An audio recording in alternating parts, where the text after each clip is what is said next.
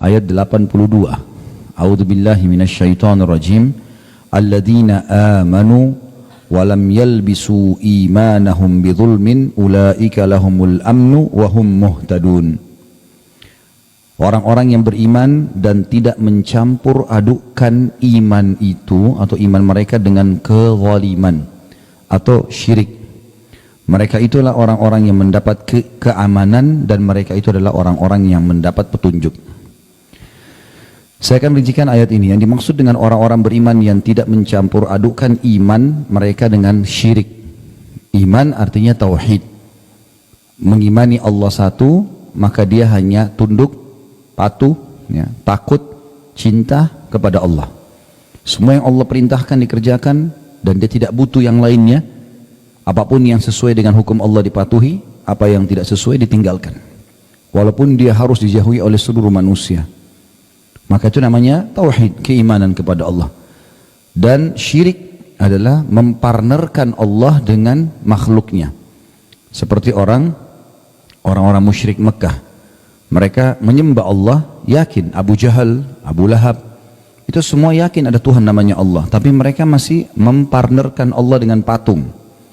Patung itu didatangkan kemudian mereka partnerkan. Mereka juga minta sama patung, minta juga sama Allah. Maka ini syirik namanya, menyekutukan Allah. Seperti banyak di Indonesia orang mengatakan iyyaka na'budu wa iyyaka nasta'in. Hanya kepadamu kami menyembah, hanya kepadamu kami minta tolong. Tapi begitu selesai salam, dia pergi kuburan sebelah masjidnya minta-minta sama kuburannya. Mana komitmen tadi yang dia ucapkan?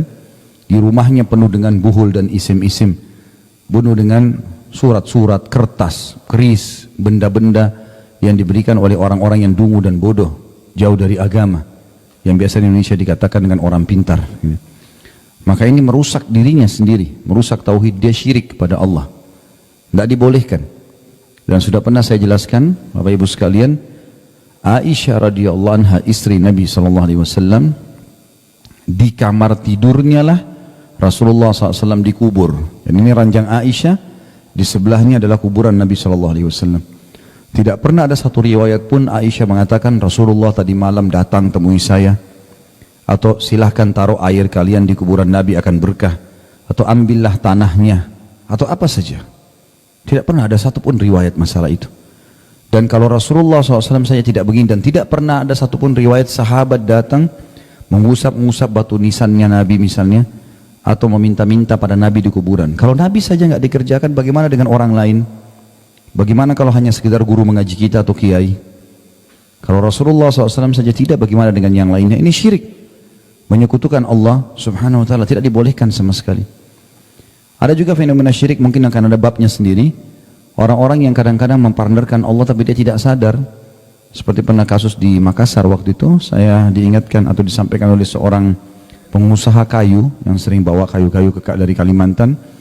Dia bilang, Ustaz, di pelabuhan di sini di kota Makassar, sering kali kalau ada pengusaha baru mau luncurkan kapal barunya, maka dia sembelih kambing. Kambingnya bukan dibagiin ke anak yatim, makanin orang susah, bukan, disembelih dilempar di laut.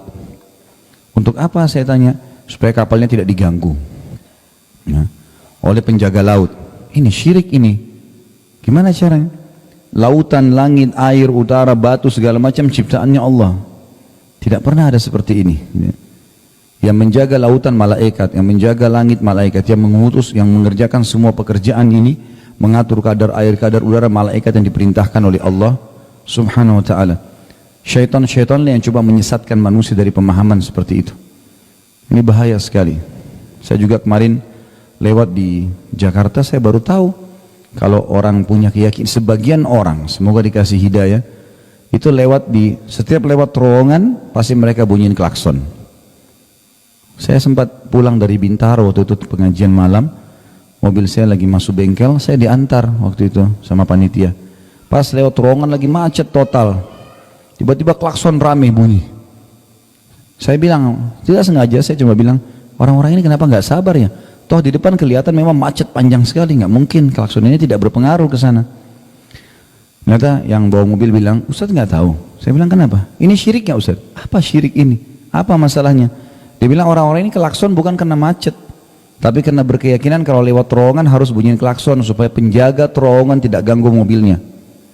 Hah? Sedangkal itu apa keyakinannya? Ini semua syirik ini. Ya. Tidak dibolehkan sama sekali. Makanya Allah bilang orang-orang yang beriman dan tidak mencampur adukkan imannya dengan kezaliman atau syirik. Mereka itu adalah orang-orang yang mendapat keamanan. Makna keamanan Bapak Ibu sekalian, hidupnya tenang. Makin murni tauhid kita, makin kita mentauhidkan Allah, mengisahkan Allah, tunduk hanya pada hukumnya, ya, patuh pada perintahnya, maka makin tenang hidup itu. Orang makin bertauhid, hidupnya makin tenang. Karena dia tidak akan bergantung kecuali kepada Allah.